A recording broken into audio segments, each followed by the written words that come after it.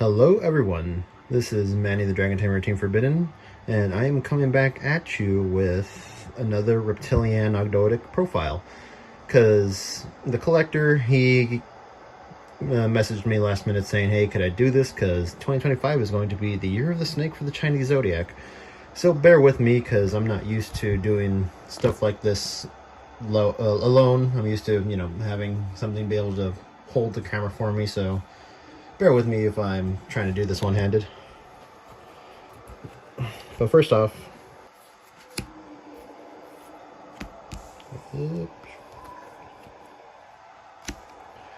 we got our 3 Nunus.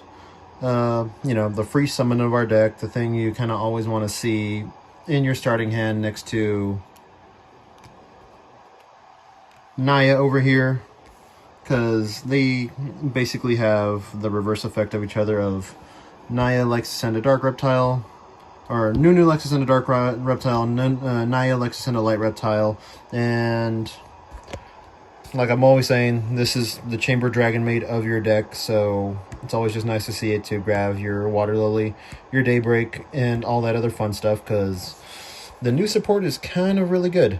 And then like I've said before with Nunu, just play around the banishing effect that it has if it brings itself back in that manner.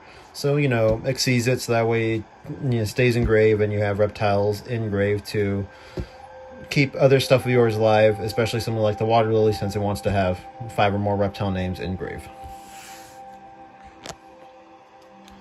Oops. Up next we have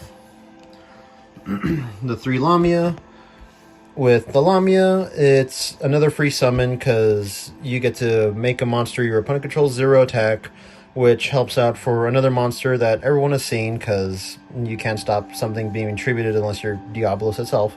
So free summon, free tuner, you can't say no to that. Just watch your life point total when it comes to, time in the round and other stuff like that, because that's the only real downside, that you're basically, if you're going to zero out a monster, you're paying the life points to summon it and zero it out.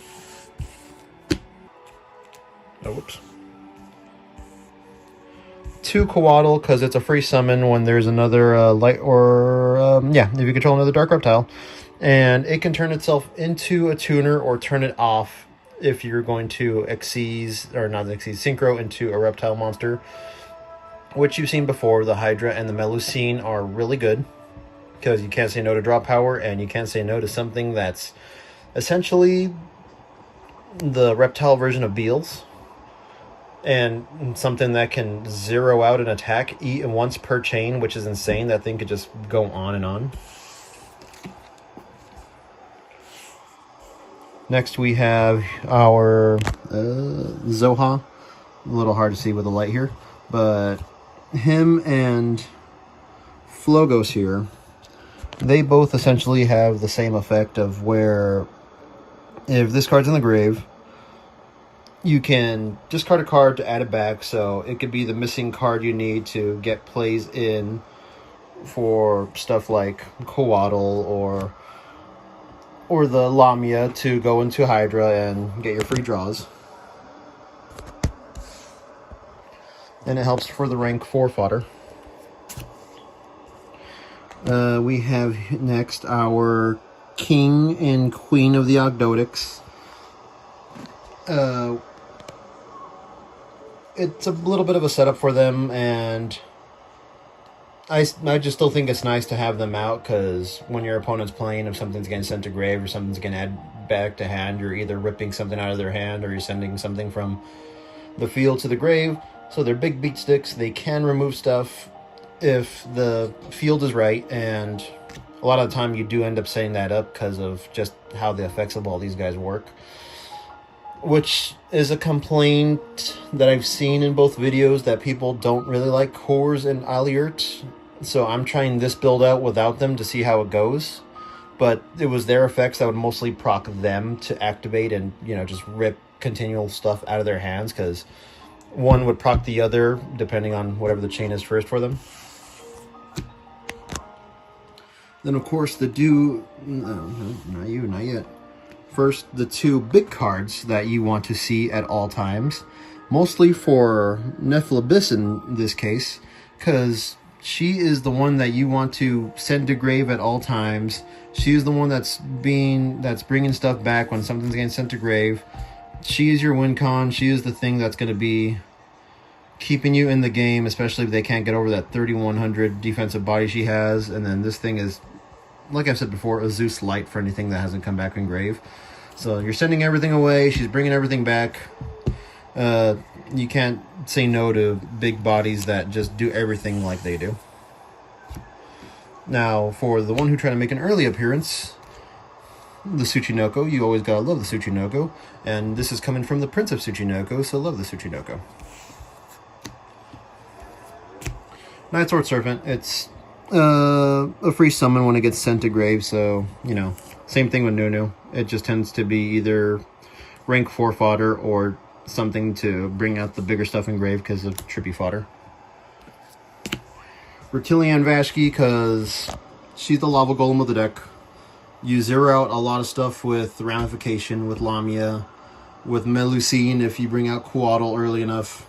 So this helps out really annoying monsters if you end up zeroing out their attacks. And then we're sending a bunch of reptiles to grave, so Evil Dragon Onata. Just get this as big as possible and swing for game with it.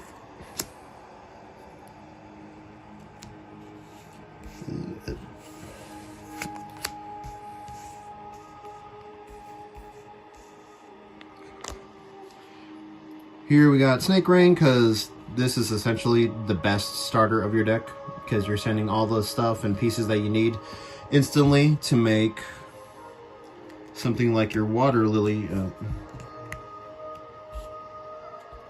Come on. There we go. Something like the Water Lily Live. So, and, you know, this is your Foolish Burial / Monster Reborn of the deck, because it's a 2-in-1. I mean, this is one of the most busted cards ever for one of the most niche decks out there. So, you know, I'm not going to say no to something as, you know, off to the side as Ogdoadic getting something this strong. So, you know, the best two cards that work together. It's like this card was basically meant for Snake Rain.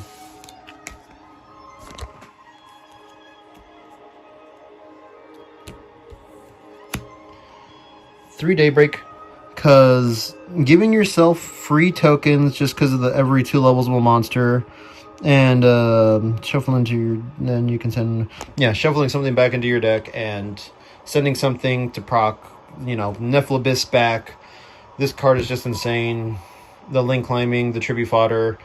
If something's essentially just kind of stuck or dead in your field, you know, bring this back.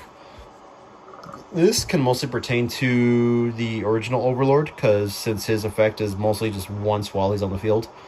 You can tribute him, make 5 tokens, link summon with like 2 of them, because you're going to see I have a lot of link 2s. Link them off to make a link monster, and then use the other 3 to just bring him back and make his sending effect live again. Harpy's Feather Duster, because we don't like back row. Foolish Burial, and Called by the Grave, because we don't like hand traps and we like getting our stuff active. Reasoning, because we got a bunch of different levels, so it's either they're, you know, even if they call it right, they're still sending a bunch of stuff to your grave. So, you know, a free summon of something is a free summon of something. A 4th Monster Reborn, because, you know, we like bringing stuff back from the grave. Oh, man. I am professional, I swear.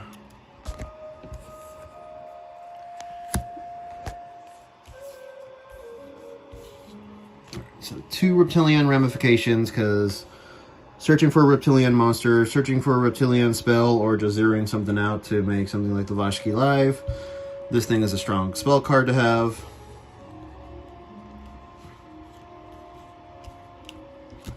The 1 Reptilianne Coil, because it's just there to be as an extra target for Ramification. And then on top of that, if you are actually able to actually get the effect off of a recoil to, you know, waste your opponent's stuff and bring your stuff back, it's, you know, still pretty nice as well. Ogdoadic Serpent Strike, because, you know, sending your stuff to grave, make your overlords active. fill up your graveyard with the pieces you need. You know, can't go wrong with that. 2 Offering to the Snake Deity, because it's the reptile version of Icarus Attack. Especially if you team this up with Melusine, who cannot be destroyed by card effects. You're popping your opponent's stuff for free while you keep your own monster. And then, you know, if any of their stuff procs to stop you, you're just chaining Melusine back to make that monster 0 and, you know, doing your whole Reptilianne shenanigans along with the Ogdoadic shenanigans. And then Calling, because it's either free tokens or you're bringing stuff back because you have the names required for it to go off if you know, play it late game. Then on to the extra deck. 3 Reptilianne Echidna, because we like zeroing out our opponent's stuff, and for each monster that's zeroed out, that's a search for a reptile monster, so this helps out with, you know, clearing off the field for Vashki, searching for pieces you need, and, you know, just a generically great card. And a shout out to Kelpo on the last video to bringing this card to my attention, Haggard Lizardos, which, you know, you can't say no to getting a free draw. That's all I can really say.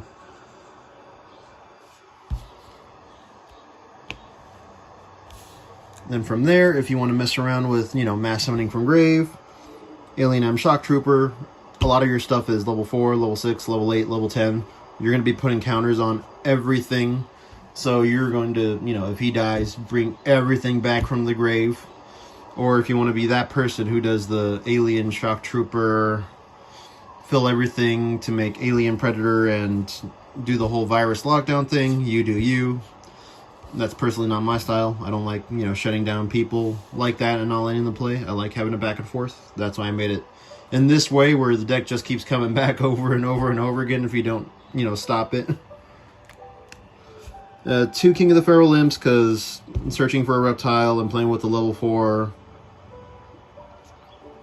levels of stuff like Nunu and Night Serpent, who banish themselves when they bring themselves back or get sent, so this is a way to keep reptile names engraved.